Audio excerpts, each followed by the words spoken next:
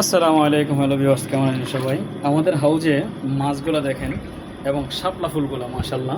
অবশেষে শাপলা ফুলগুলো একদম দুইটা ফুল ফুটছে আর অলরেডি আরেকটা আসতেছে মাশাল্লাহ। চমৎকার! যেটা চাইছিলাম যে হাউজের মধ্যে শাপলা ফুল ফুটবে এবং শাপলাটা মাশাল্লাহ সুন্দর ফুটছে, দুইটা ফুল ফুটছে, আরেকটা ফুল আসতেছে, তিনটা ফুলে আছে এবং মাছগুলোও দেখেন মাশাল্লাহ বেশ বড় হয়েছে। পানিটা একটু ময়লা হয়ে গেছে, মাছগুলো ক্লিয়ার দেখা যাচ্ছে না।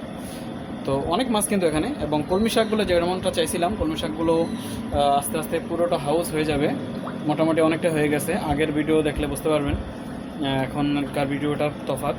হাউজের মাছগুলো এবং শাপলা ফুলটা যেমনটা চাইছিলাম, শাপলা ফুলটা ফোটা। এটা কিন্তু একটা ইন্ডিয়া শাপলা ফুল, ইন্ডিয়ার একটা, এটা ফ্রেন্সি, এটা বাংলাদেশের যেই স্বাভাবিক নর্মাল যে শাপলা সেটা কিন্তু না। এটা সারা বছর ফুটে, এই শাপলাটা সারা বছর ফুল থাকবে হাউজে। তো যেমনটা চাইছিলাম হাউজের মধ্যে মাছ এবং শাপলা ফুল কলমি শাকগুলো থাকবে, তো এমনটাই হয়েছে মাসাল্লাহ এবং হইতেছে।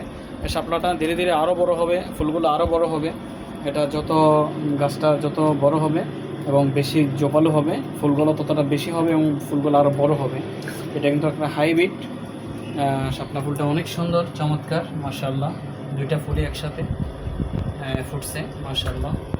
আর মাছগুলোর চমক দেখেন কি করে, মাছগুলো খাবার দিলে ওরা এত সুন্দর লাগে, দেখেন মাছগুলো কি সুন্দর।